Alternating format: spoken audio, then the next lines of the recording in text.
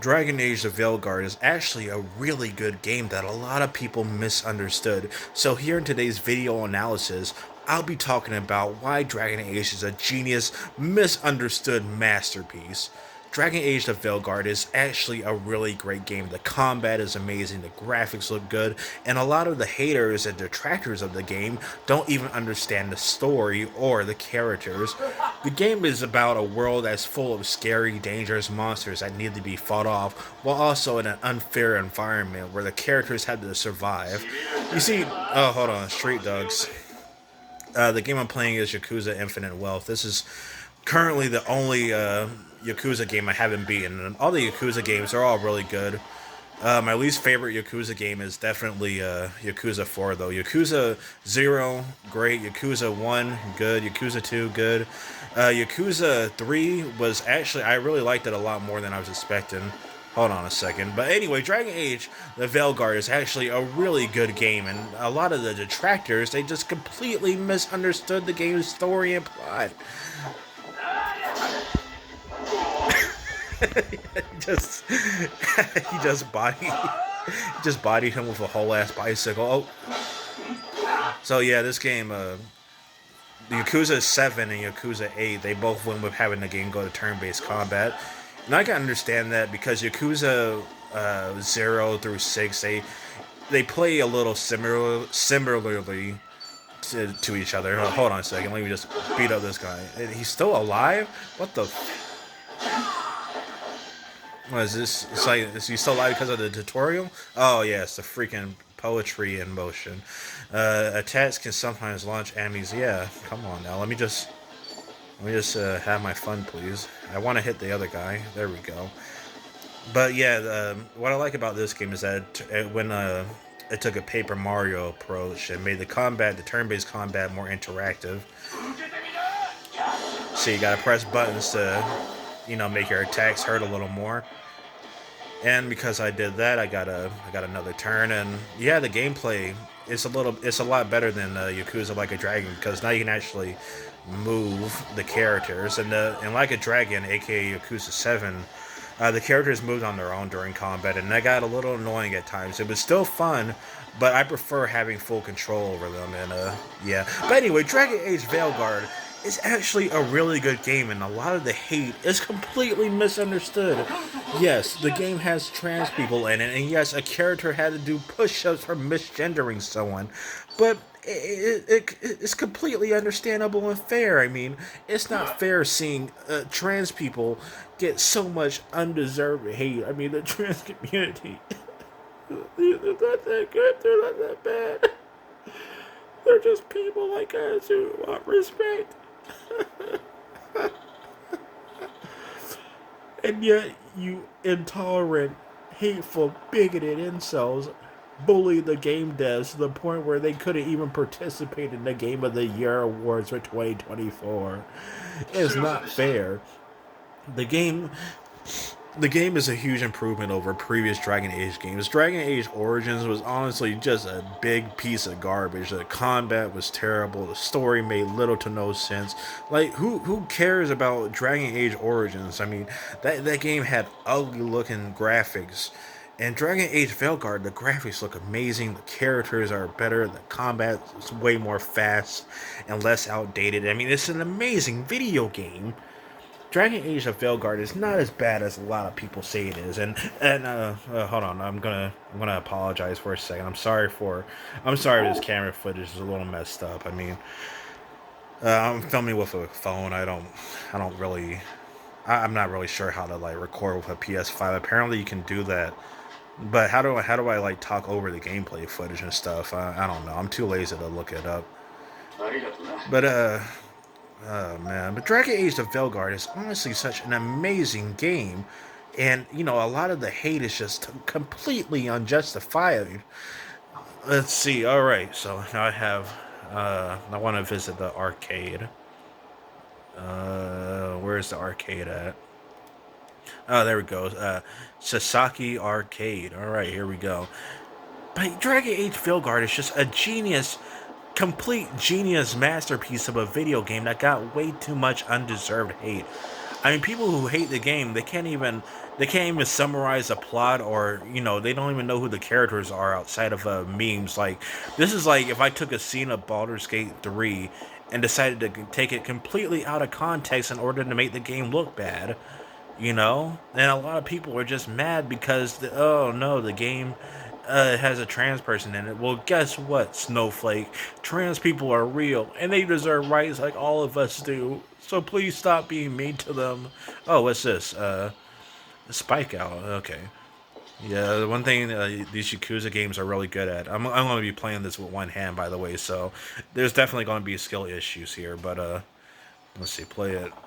All right, let's do it. But Dragon Age Veilguard is honestly just a genius masterpiece of a video game. I mean, it didn't win any Game of the Year awards because the journalists were too scared of the angry mob of gamer incels that were going to send threats and stuff over the game. Oh wow, this game actually looks really good. Like for its time, I bet this game came out in like early 2000s. It looks nice. How do I insert the coin? I want to start the game. This game looks tight. Come on, let me. Okay, control setting. I'm pressing all the buttons on my controller. That's some good cinematics. Oh, there we go. All right, so this character. I mean, she has such a big, rag. I'll be playing as this guy. Tension. Okay. But yeah, man, Dragon Age Veilguard is a great video game, way better than the previous Dragon Age games. I played Dragon Age Origins and got bored after midway through. I can't even really summarize the plot no more. All right, so here we go, and yep, this game looks really nice. I'm gonna be spamming the same combo because, like I said, I'm recording this with my phone, and yeah, can I go through here? Yes, I can, and beat up these guys. Oh snap!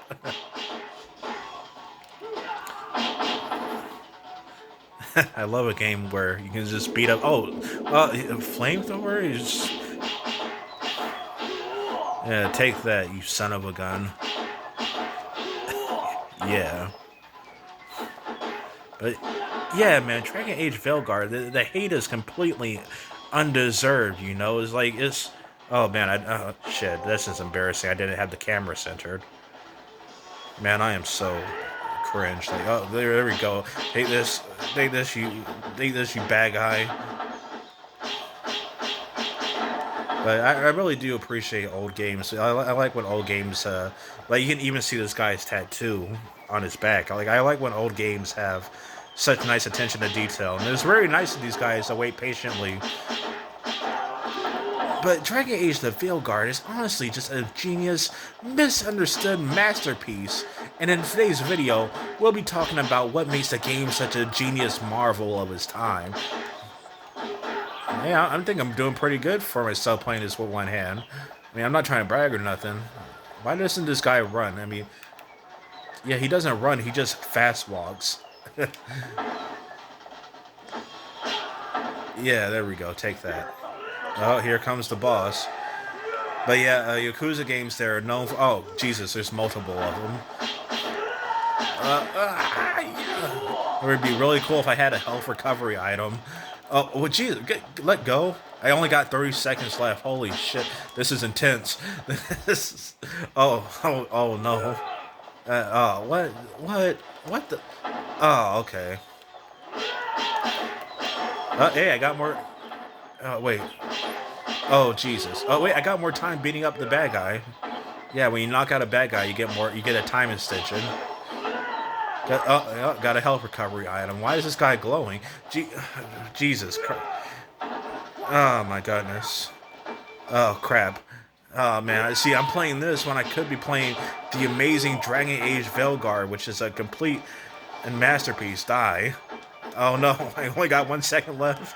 Oh, man. And I was so close. Man, I don't feel like playing no more. But you see, that's the great thing about Dragon Age Veilguard. It doesn't have games like this that have flaws and are imperfect.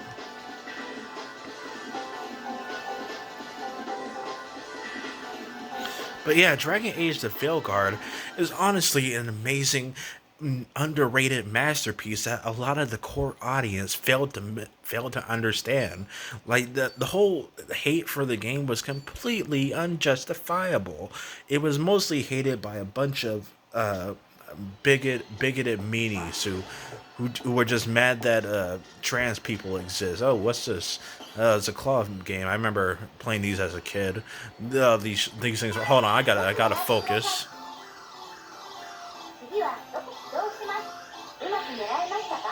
Come on, there we go. Yeah, there's nothing wrong with a grown man playing a claw game. I remember a SpongeBob episode. Squidward got addicted to that. But yeah, claw games are a scam. Like there's no geometrical way to pick up these things. I mean, like they're way too big for the claw to handle. Watch this. I bet it's gonna slip out. Oh man, I didn't even get it. Now that's inexcusable. That was a genuine skill issue right there. I totally take the L for that. One more chance. Come on now, baby. You got this. You got this. Come on. Yes. Son of a gun. And no, I did notice that it did nudge it, so maybe I can use the claw to like nudge it. And you know, I think that's pretty cool how Yakuza has these pointless but slice of life video games and their own video games, you know.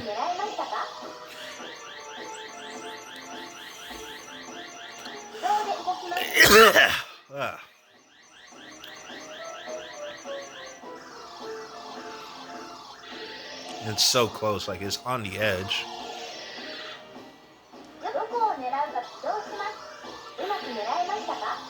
I don't know what that Japanese voice is saying. No. Come on. There we go. Oh, snap. Oh, boy. Oh, yes. Yes. Yes. Oh, my God. Hey, there we go. Cuddly cub. Green, a cute stuffed animal you can get from the UFO catcher. Hell yeah. This is totally worth the $70. But yeah, Dragon Age: The Veilguard is honestly a misunderstood genius masterclass of a video game that a lot of people hate it for no reason. Oh, what's this? I can't interact with that. But Dragon Age: Veilguard is honestly one of the greatest video games in video gaming history. I mean, the story, immaculate, the characters, well written, they have a lot of depth, and they're just so amazing. I like, oh my gosh. Wow. Okay, can I cross the street? I remember in Yakuza 7, when you tried to cross the street, if you got hit by a car, that took out like a lot of health. It was hilarious, but it was also damaging. Yeah, irritant bomb, and there's a bad guy coming up. Yeah, this is a game where you just beat up homeless people. I mean, to be fair, oh wait, he's just called asshole. Yeah, that makes sense because he is one. But oh wait, he's called asshole, but his battle name is Battle Bum. And if you haven't played Yakuza before, you probably heard it's like a Grand Theft Auto, but in Japan. Yeah, that's a completely wrong and misinformative description.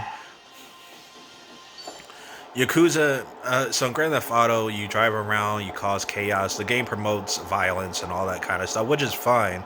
You know, it's fun. But that's not Yakuza at all. In Yakuza, pretty much all the fights that happen in the series are a result of self-defense. You can't steal cars. You mostly go around on foot. There is a fast travel method through taxis, but you know, like Yakuza is nothing like Grand Theft Auto outside of having a criminal organization. And even then, lots of other games have criminal organizations. Grand Theft Auto didn't invent criminal organizations. So yeah, that whole comparison that game journalists love to do when they compare Yakuza to Grand Theft Auto is just really stupid. It just goes to show that they haven't really paid attention to these games at all. Let's see, Street Punks You might be so you might be wondering why is this game with realistic models turn based? Well, here's the cool thing: Yakuza 0 through 6 were more like beat 'em ups. So if you want to get into the series and you like beat 'em ups, then start with Yakuza 0 and go onward. Like, yeah, you got to deal with the fact that Yakuza victory cheer. You got to deal with the fact that Yakuza 0 looks less outdated than the other Yakuza games because Yakuza 0 came out in 2015 and is a prequel. But chronologically, it's the first story in the series, and hopefully they don't go any further back. But yeah, man, Yakuza 0 is such a good game, and it's actually a great game. You play as two characters, and it's a beat 'em up, and the story was really engaging. And yeah, the other Yakuza games, Yakuza 0 through 6, are beat 'em ups. So there's also Yakuza 1 and 2, which got a proper remake and with more modern, updated visuals that you can find easily on pretty much every console. I think they're on every hardware except for the Switch. But well, actually, I'm kind of wrong. The Switch is getting Kiwami 1, which is cool, I guess. But you might as well just get the games on PC or on PlayStation. But yeah, they're really fun beat 'em up games. Now here's the thing: if you're gonna play a Yakuza game, make sure you like if you're gonna play a Yakuza game and then move on to the next one, take breaks because it's really easy to get what's the word drained. See, Yakuza games often take place in the exact same city and setting, and that's fine. I like the consistency. They also have similar gameplay, but you're gonna get what I call Yakuza burnout, Yakuza fatigue. You're gonna get tired, and it's not because the games are bad or anything like that. Oh, I can't believe I let that hit me. But it's not because the games are bad or anything like that. It's because of you're gonna eventually catch burnout, and plus you gotta read plus you also gotta like read subtitles and stuff, and it's gonna strain your eyes. So my recommendation, if you're going to marathon the Yakuza games, beat one and then take a break, like take a couple of days break away from the series. Like go read a manga or play a different game or something, or watch some movies that you haven't seen before, so you don't get that Yakuza burnout. But anyway, Yakuza 7, now that's also technically a starting point in the series. You can actually jump into Yakuza. Oh, and knock them both out at the same time. But yeah, Yakuza 7, or aka Yakuza Like a Dragon, has a totally brand new cast of characters that the game does reference the previous Yakuza games, but it's totally safe for new players. What I'm playing right now is Yakuza 8, aka Yakuza Infinite Wealth, or just Like a Dragon Infinite Wealth. I personally call it Yakuza Infinite Wealth because the game still deals with Yakuza and stuff. And this is so far the only Yakuza game I haven't beaten yet. I'm still forming my opinions on it, but it does have some improvements from Like a Dragon so far. But yeah, Like a Dragon or Yakuza 7 and Yakuza 8, they both went with being turn based for some reason. Now, ironically, I thought this was going to be a bad idea. Like, oh my goodness, they're going to make the games turn based. This is a series known for being a beat 'em up. How is that going to work? But it surprisingly works. Like, the combat is like a Paper Mario where you have to occasionally, engage with with the attacks and whatnot. Like for example, when an enemy does an attack animation, you're supposed to press the circle button to block it, or when you got to do like a special move, you gotta like mash the square button to pull off that special move and whatever. But uh, yeah, so honestly, Yakuza 7, that was my entry into the series, and it had a really great story and really strong characters. It is fantastic. If you're new to the Yakuza and you like turn-based combat, start with Yakuza 7. Or if you're new to Yakuza and you prefer beat 'em ups, then start with Yakuza 0. Because chronologically speaking, Yakuza 0 is the first in the series. Now, a fair warning, Yakuza 0 is so good that it does outclass other Yakuza games in terms of graphics and whatnot. Because Yakuza 3, 4, and 5, for example, came out through 2009 through 2012, and Yakuza 0 came out in 2015. And yeah, Yakuza 0 being a 2015 game has a much more graphical advantage, and plus, by that point in the time, the creators of the series already had a good foundation for the characters and stuff. So when you go into Yakuza 0 and then you jump into Yakuza 1 remake, you're going to notice that the Yakuza 1 remake is a little inferior to 0 because the Yakuza 1 remake is just being faithful as possible to the original Yakuza 1, if that makes sense. What I'm saying is, sorry about that.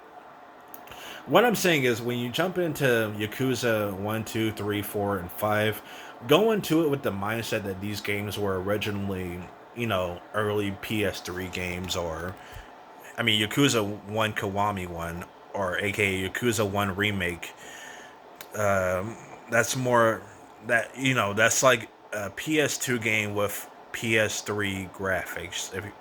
And it is easy to get fatigue from the series because not only did they have the same settings, but Yakuza Kiwami 1, or aka Yakuza 1 Remake, plays the exact same as Yakuza 0. Like, combat is literally similar. Like, the only blessing is that Yakuza 1 is way shorter than Yakuza 0, so it's less easy to, suffer from fatigue. But also, Yakuza 1's story isn't as good as Yakuza 0 because since it's technically the first Yakuza game, they haven't really found a foundation for the character, for the main character, Kiryu. See, as the games go on, Kiryu becomes a much more identifiable character, because by that point, because like I want to say by Yakuza 3, they pretty much nailed Kiryu's character permanently. Yakuza 1 has some moments where Kiryu's out of character. Like, I don't think it's a big spoiler, but there's like straight up a scene where Kiryu gets an innocent man killed. Like, someone pulls out a weapon and tries to shoot Kiryu with it, and then Kiryu uses this poor innocent busboy as a bullet shield. Like, oh man, I don't even know what's going on anymore. Like, I made this video talking about something to do with dragons. I think Dragon Ball is really good. I like Dragon Ball way more than Z because Dragon Ball has that comedic edge towards it. I feel like Z has some comedic moments, but it takes itself a little too seriously, and plus, the pacing is not as good. Like, they spend forever on the Namek saga. But I mean, Dragon Ball, in my opinion, it just has better storytelling. And plus, I'm talking about like the original Dragon Ball. The original Dragon Ball just has better storytelling. It came out before everybody just resolved their fights using energy blasts, and the energy blasts are cool and all. But I prefer it when these characters actually use actual karate or whatever, actual fist fighting. But what was I talking about? Something to do with dragons. I mean, there is Yakuza Like a Dragon, which is Yakuza 7. That was my entry into the series, by the way. And like I said earlier, Yakuza 7 is a safe entry because pretty much all the characters in it are completely new. You don't gotta play Yakuza 0 through 6 to understand like a dragon story or the context within that game. And as far as the turn-based combat goes, yeah, it's not the most challenging game. There is a funny difficulty spike